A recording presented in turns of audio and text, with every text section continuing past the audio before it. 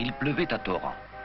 2 jours de plus, et c'est en bateau que nous aurions découvert les coulisses des exploits d'un jeune international de rugby.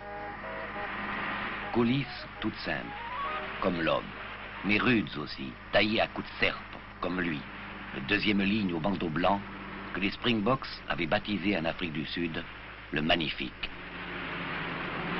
C'est dans la grande ferme paternelle, à Bram, près de Carcassonne, que nous avons retrouvé Walter Spanghero. Voilà le décor de sa vie, la terre. Cette terre que depuis son enfance, il a appris à remuer, à travailler, à respecter, à aimer. Et c'est sans nul doute là qu'il faut situer, chez cette véritable force de la nature que représente Walter Spanghero, le goût de combattre dans un match, mais aussi le respect absolu de l'adversaire.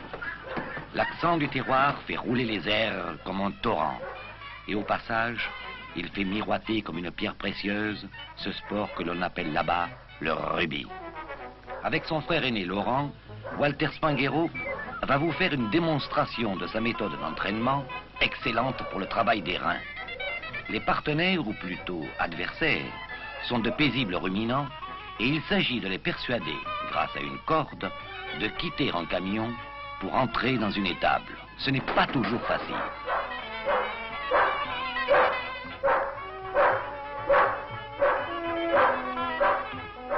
C'est le père Spanghero qui arbitre le match.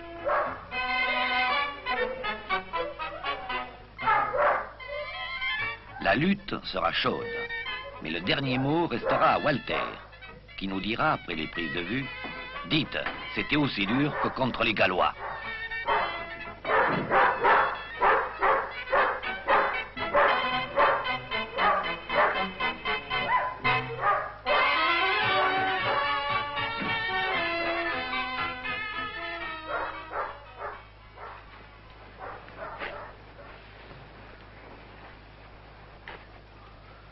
Monsieur Spanghero, pourquoi avez-vous prénommé votre second fils Walter? Eh bien, j'ai prénommé mon fils Walter parce que mon origine est autrichienne. Et chez nous, il y en avait beaucoup qui s'appelaient Walter. Ah bon, alors c'est là le secret, alors. Hein? C'est là le secret. Voilà, le grand secret, c'est là. Monsieur Spanghero, vous avez 6 fils. D'après vous, quel est le meilleur en rugby? Eh bien, le meilleur, sur quel point de vue? Point de vue rugby. Oui. Eh bien, en principe, c'est Walter. Pour l'instant. Oui. Maintenant, il y a Laurent, ils l'ont nommé capitaine à Narbonne, il a fait ses essais. Il y a Jean-Marie, il est au bataillon de Jeanville, on ne sait pas ce qu'il fera. Mais j'estime que le plus fort, c'est encore Claude, qu'il est au lycée à Narbonne à l'heure actuelle, et je crois qu'il fera un rugbyman sérieux. Quel âge a-t-il? 17 ans. Et quelle est sa taille? 1,90 m. Et son poids? Et 100 kilos. Mais ça, c'est de famille. Monsieur Spanghero, je sais que vous n'avez donné qu'un seul conseil à vos fils en rugby. Quel est ce conseil? Le premier conseil que j'ai donné, d'abord, pas taper, pas de coup de poing, pas de coup de pied vache, comme on dit, en rugby. C'est-à-dire que dès qu'un homme est par terre, il lui fout un coup de godasse. Ça, c'est ce qui est le plus mauvais, vous voyez. Vu que je connais la force de mes fils, je leur interdis de donner un coup de poing. Maintenant, je leur dis, si vous faites à coup de poing, à coup de godasse, il vaut mieux que vous quittez le rugby. Suivez bien le numéro 4, maillot sombre, l'homme au bandeau blanc, au cours du dernier France-Roumanie. Vous pourrez ainsi vous rendre compte de l'énorme travail, souvent obscur, mais toujours efficace, de Walter Spanghero et de ses percussions redoutables, mais toujours correctes.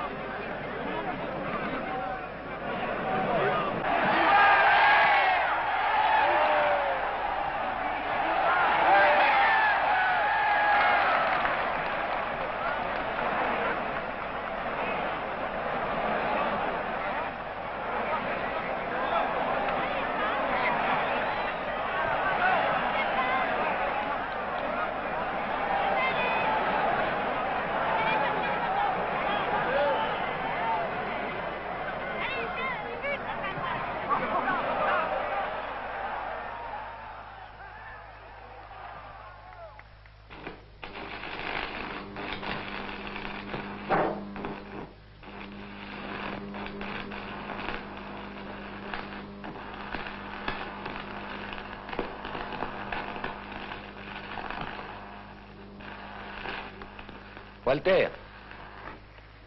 Walter Spanghero, qui êtes-vous? Eh bien, je suis le 13e d'une famille de 8 enfants. J'ai 22 ans, je viens d'accomplir mes 22 ans le 21 décembre. Je fais 1m86 et je pèse 100 kg. Et pourquoi aimez-vous jouer au rugby?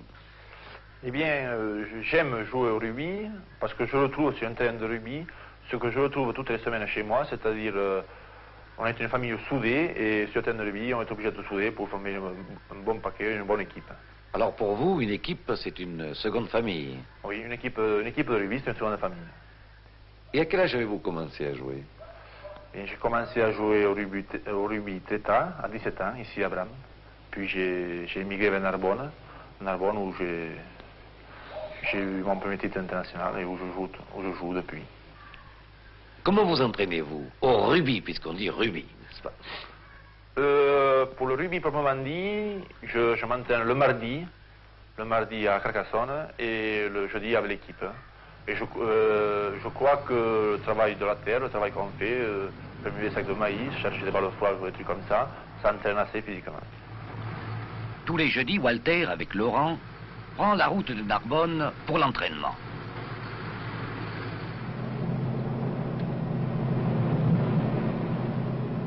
Tu vois que le champ du maïs là, du magasin, nous pouvons le ramasser avec l'eau qu'il y a. Je sais pas. Je sais pas, il faut que ça tout s'en aille, hein. Oh, il y en a dans 10-15 jours, oui, s'il fait bon, s'il ne peut pas.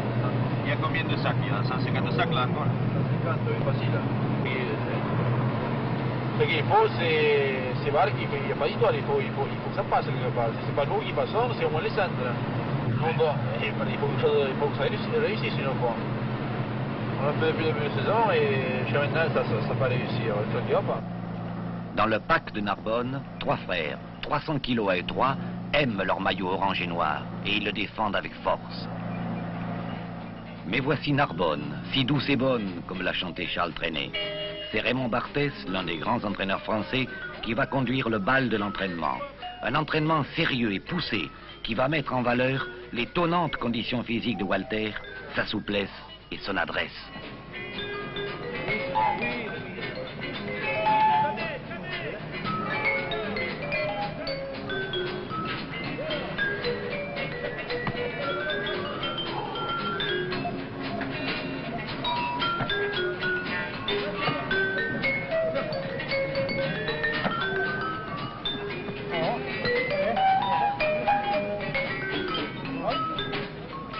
Mais quel est son meilleur souvenir en rugby? Eh bien, mon meilleur souvenir, c'est la tournée en Afrique du Sud. Et surtout le test match, ce fameux test match qu'on gagne sur le score de 8-6, où c'était mon premier match international. Et je me souviens, quand je suis entré sur le terrain, dès que j'ai vu ce monde, cette marée humaine, on sentit dans ce stade, ça m'a fait comme un pincement de cœur, ça m'a vraiment impressionné. Vous avez pleuré d'ailleurs dans les vestiaires avec vos camarades? Eh bien oui, on a pleuré de joie, parce que vraiment, tout le monde nous en est battu et on a gagné. Comment envisagez-vous l'avenir? Eh bien, l'avenir rugbyistique, je voudrais être au moins champion de France avec Narbonne, ça c'est le rêve que tout joueur de rugby veut réaliser. Puis à l'équipe de France, réaliser le Grand Chelem, ce Grand Chelem que l'année dernière nous n'avons pu réussir. Mais encore une fois, c'est là, au milieu des durs labeurs de cette ferme française où il est né, qu'il faut aller chercher la raison majeure de cette force et de cette fureur de jouer qui anime Walter Spanghero.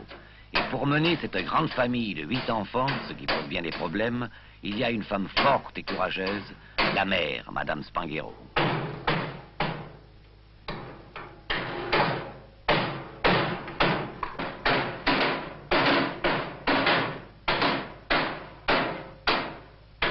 Madame Spanghero aime-t-elle le rugby? Je l'aime, hein. Au début, je ne l'aimais pas trop, mais je suis mise parce que tout le monde joue au rugby, alors par force, il faut s'y mettre. Hein. Vous aviez peur? J'avais peur, oui. Au début, j'avais peur. Et maintenant, Laurent, Walter, Jean-Marie et Claude jouent au rugby. Mais vos deux derniers, Guy 11 ans et Gilbert 8 ans, joueront-ils au rugby? Je pense que oui, parce qu'ils sont tout le temps avec le ballon à la main. Dans cette famille de la terre, pas question de savant régime alimentaire. Quand on travaille beaucoup, il faut bien manger, même si l'on joue au rugby, a déclaré une fois pour toutes le père Spanghero. Aussi, chacun y va-t-il de bon cœur, même les deux petits, qui espèrent bien devenir un jour aussi grands et forts que les autres frères.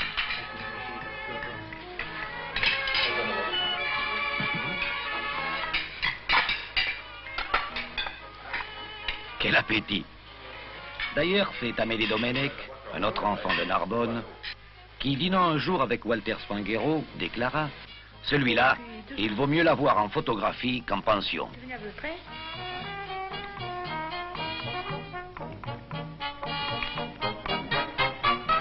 Mais ce qu'il y a de plus étonnant dans ces repas de famille, c'est que le père n'a qu'à lever un doigt pour réclamer le silence, et aussitôt, ces colosses de fils lui obéissent sans un mot.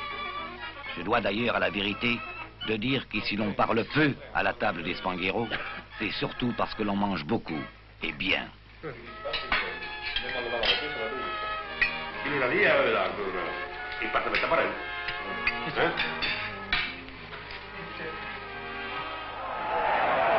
Pour terminer, voici une sorte de ballet extraordinaire, fantastique, où les hommes semblent se jouer des lois de la pesanteur. Il s'agit de passages du match France A-France B, filmé au ralenti, et au cours desquels vous découvrirez un Walter Spanghero superbe de présence, de générosité, percutant, mais jamais méchant. Et vous penserez sans doute, avec juste raison, encore une fois, le rugby a formé un homme.